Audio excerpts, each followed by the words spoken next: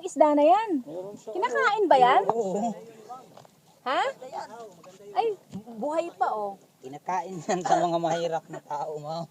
So, sobra ka naman. Oo, maniwala ka. Kasi alam ko nilalagay sa aquarium eh. Magaganda sila oh, may kulay. Oh. Ay, ang butete. Ay, buhay pa. Uy, okay na yata yan kasi 200 lang yung binibigay Oh, kana, natin. dugangan pag magamay. Sagol hatag. Hindi, bigyan mo pa ng 50. Wala na ako eh. Wala akong bariyang. Sige, ano?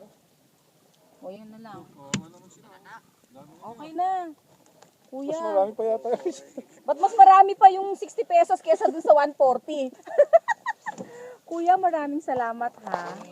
Wala ka naman ba yan? Wala. Dagdagan mo. Oh, salamat ha. Uy, ba't mo naman pinatay, kuya? Ay, ayoko naman yung kinukuha ng ganyan. Inaano mo, sinasadista mo. Di, Ayan, ang picture na nagsasadistang isda. ano na yun? Ano ito, ma'am? Bye-bye, kuya. Thank you. Ayan, nakikita mo for 200 pesos. Ang dami-daming fish.